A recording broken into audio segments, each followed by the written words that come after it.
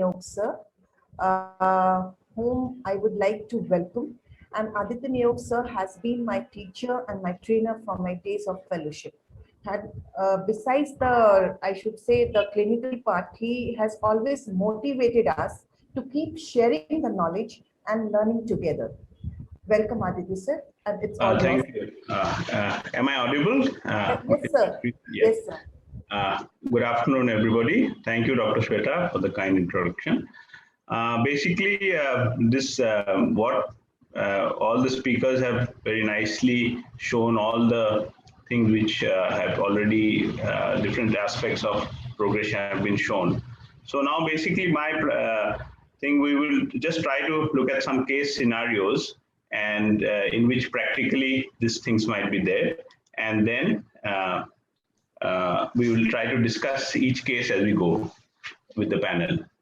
So, okay. So, coming on to the first case, this is a 47-year-old male patient with ocular hypertension who came on an annual review.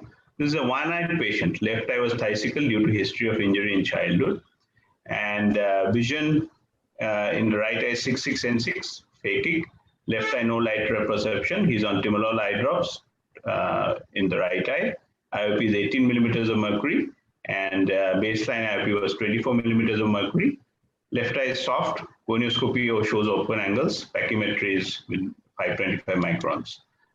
This is the optic disc of the patient, which is healthy, and he got a visual field done. And we can see some defects here. But considering that the optic disc is healthy and there are no RNFL defects seen, most probably this is not a properly done field. So a repeat field was done. And the next field, as we can see, is normal. So if you look at the whole field, we can see that there were a lot of false negatives, because of which this patient presented with this,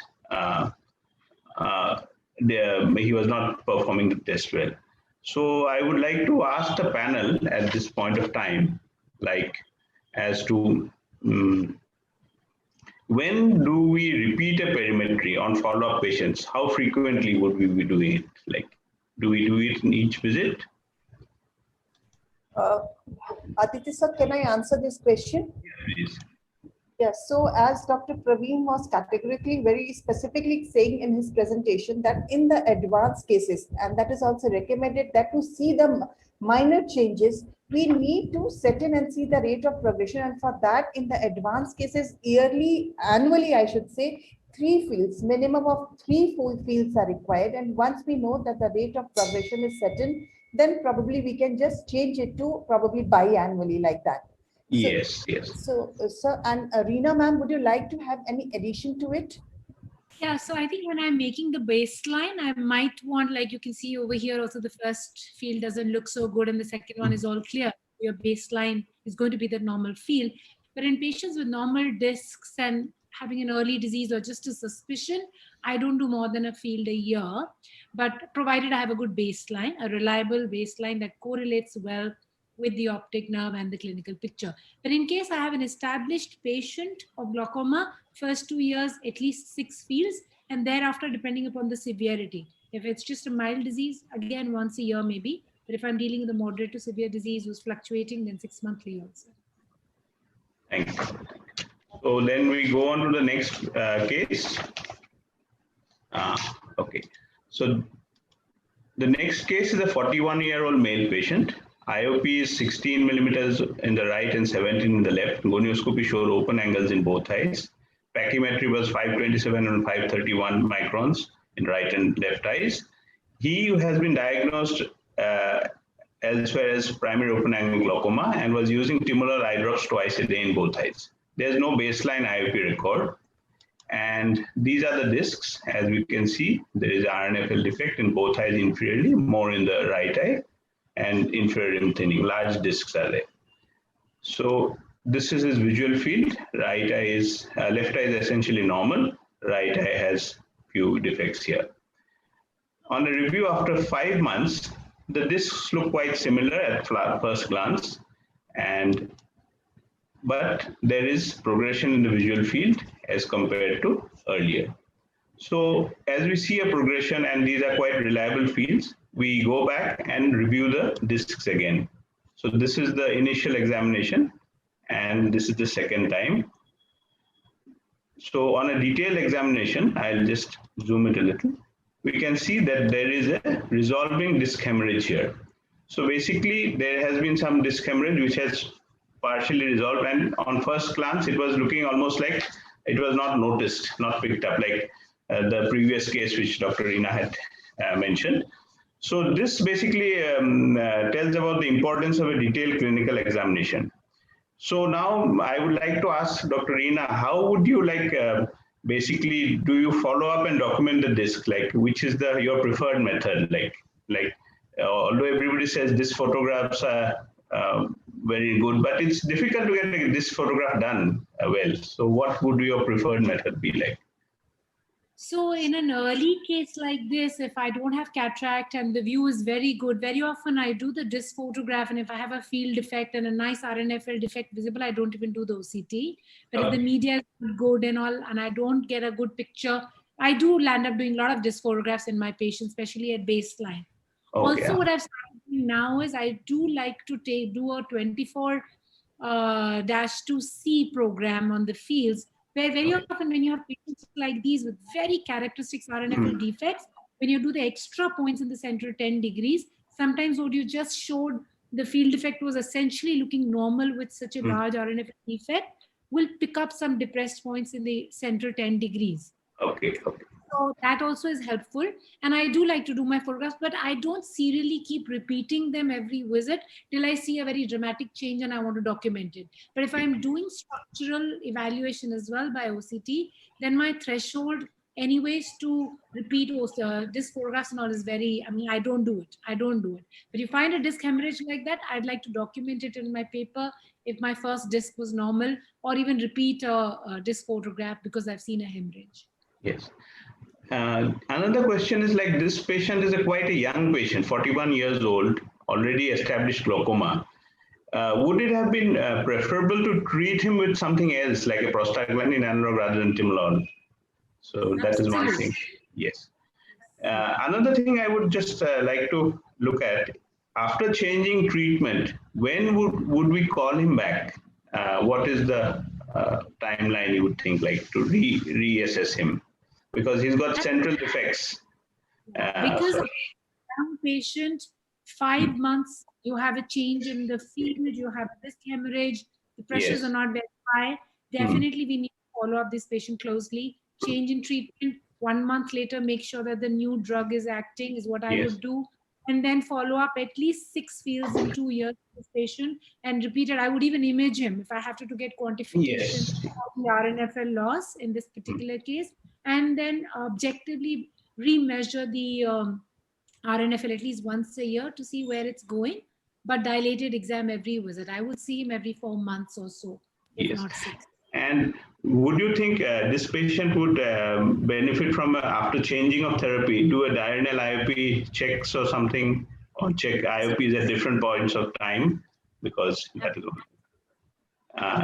Dr. Parveen, any thing you would like to add?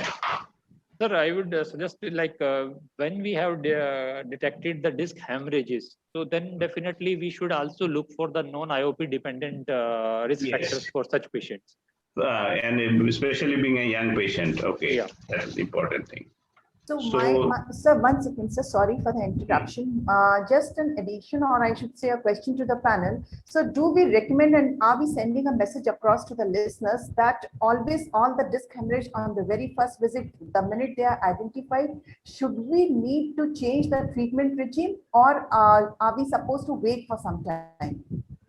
No, in this situation, there is a progression in the visual field, definitely progression. So definitely in this situation, we'll have to change. Otherwise, I guess we can observe and see what is happening.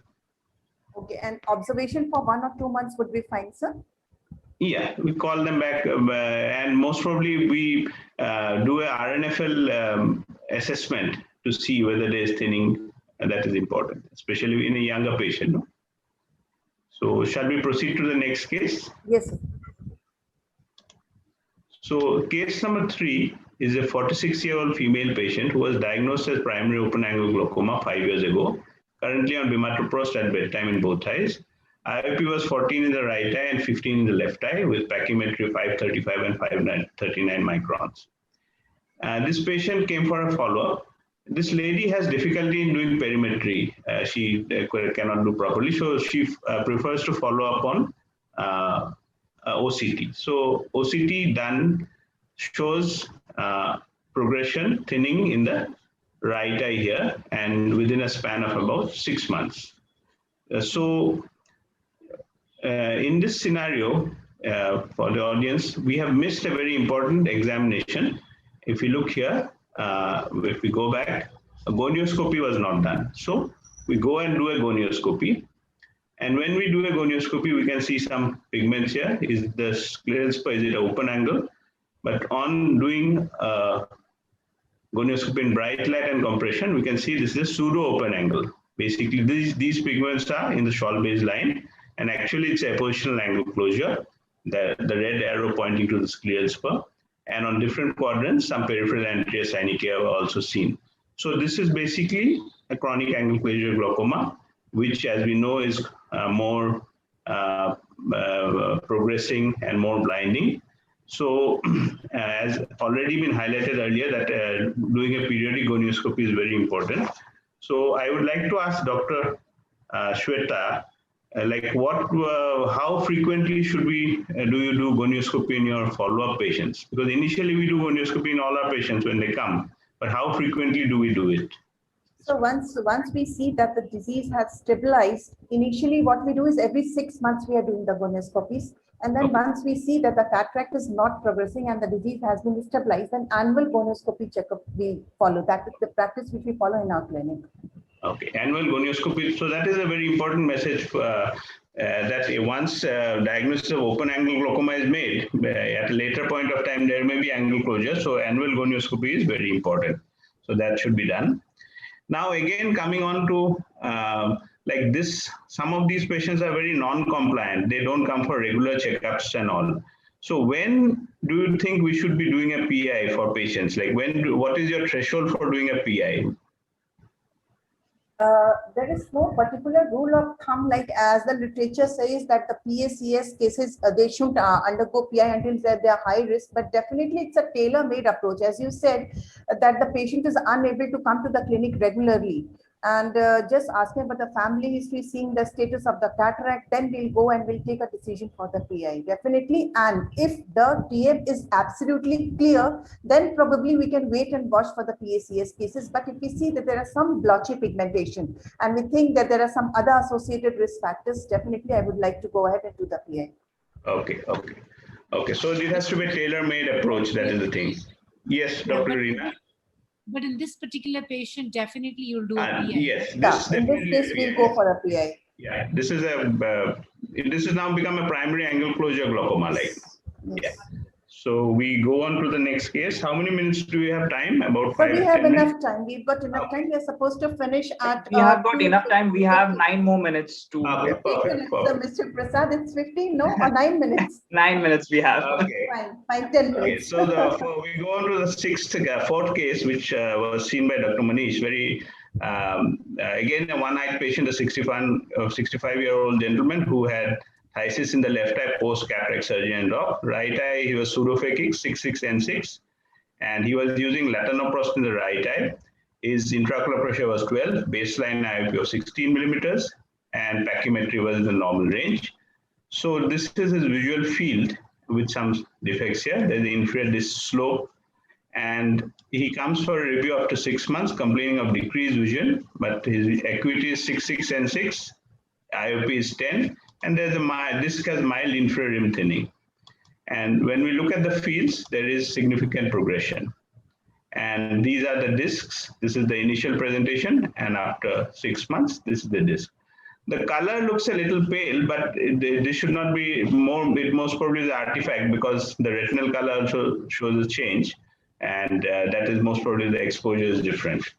So how do we proceed in this patient? So this is progressing on a normal IOP. So first a diurnal IOP check was done, IOP ranged from 9 to 12 millimeters of mercury within good control, very good levels.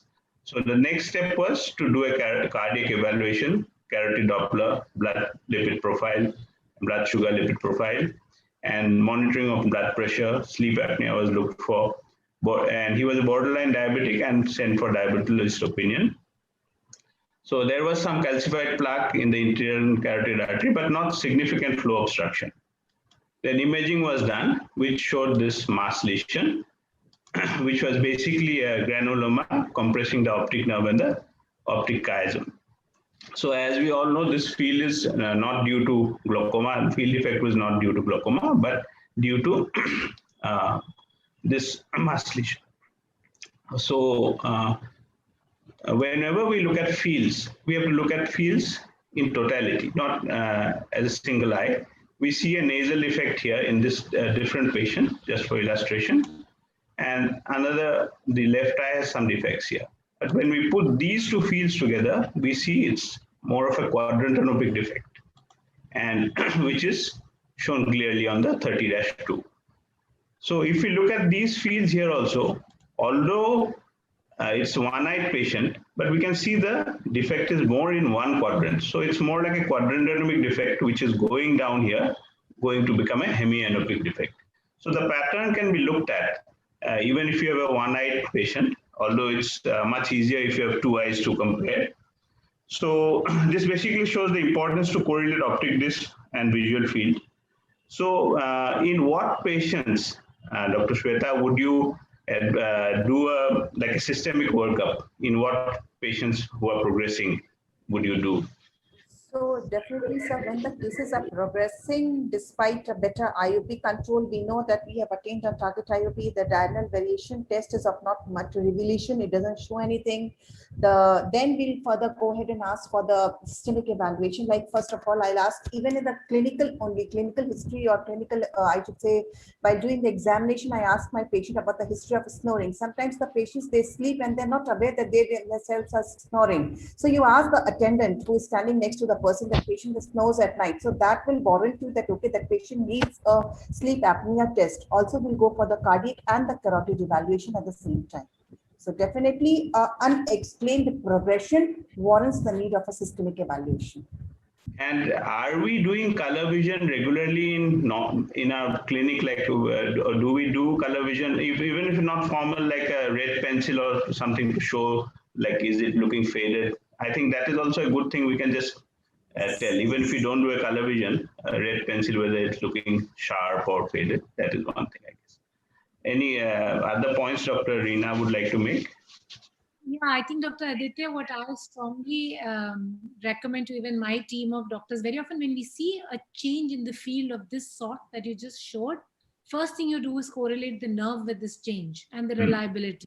Yes. And if the nerve is not showing you anything significantly wrong happening in the inferior rim, which is the area of concern when you see a field, and typical quadrantanopic kind of an appearance, I think straight away here one has to start thinking about neurological possibility. Yes, absolutely. You might see anything in the other, and you can straight away jump the gun and actually image him before anything else. Before doing anything. But in some situations where you truly see a field defect looking much worse, but may not be a neurological type of appearance, there again, I think my first point is to look at, make sure the open angles are not, missed. It's not angle closure disease. The nerve, is the nerve speaking the same language? Is my increase in the field defect correlating to my structure on the nerve? And I think that's when I start thinking what to do next. If both are changing and the pressures are normal, then of course one has to start thinking about other possible reasons for that progression, and we label it as glaucoma. But I think clinical correlation of the nerve to the change in the is the first thing I ask myself when I see it. Okay, so in the interest of time, we'll go to the next case. This is a 75-year-old male patient, open angle glaucoma, using latanoprost at bedtime, combination of brimonidine and timolol twice a day in both eyes. IOP is 14 millimeters in both eyes, normal pachymetry levels. Gonioscopy showed open angles in both eyes. Visual field showed progression, which was confirmed on annual review. He had general health. He was hypertensive and had Parkinson's disease, for which he was treating. So, like considering he has Parkinson's disease and tremors, how do we proceed, Dr. Parveen? Like the history of medications, like he has been prescribed 3 medications, but issues on compliance and other things come. Do you get patients like this? Dr. Parveen would like to comment. Sir, definitely, because of taking his age in consideration, and I'm not sure how much field defect was there. And Yeah. IOP seems to be very well controlled. Probably hypertension and Parkinsonism, probably beta blockers may need to be reconsidered whether we should go with them or not. Yes. And then definitely again with that alpha agonist also has some issues with this CNS function for such age group. So Yes. probably a relook is required in such patients. Yes. And basically, another issue may be there because many a times what happens, patients before they come to the doctor, they put the drops or somebody comes. Now this person had physical problems, shaking, tremors and all. Drops may have been difficult for him. So because that is one thing we need to keep in mind. Like this is a small video of one paramedical personnel. So he is very experienced in putting drops for others. But if we look at how difficult it is for him to put, so 1, 2, 3, 4, 5 drops he had to waste before he could put for himself. So this is a very important thing. Many a times I feel we miss to give instructions like how to put the drops, and we should see specifically in old patients and all. I feel that whether they are able to use the medications or not. Like this thing. Dr. Shweta, what do you feel? Definitely, sir. Whatever the patient situation is, the dexterity plays a very important role because the adherence only comes once, or I can say that the target IOP is achieved by adherence. And adherence only comes when the affordability is there, and affordability comes with the less wastage of the drug. So definitely we need to keep these points in mind, and the drug delivery aids are also now available with some of the drugs. So we can go ahead with those options. Also, we can ask we can counsel the patient's family members to accompany them and use and help them out in instilling the drops. Yeah, that is very important because just writing a prescription we may not be able to succeed. That is the thing, because of the older patients with comorbidities, it becomes difficult for putting drops. Yes, And, I think, sir, we are through. yes, I think.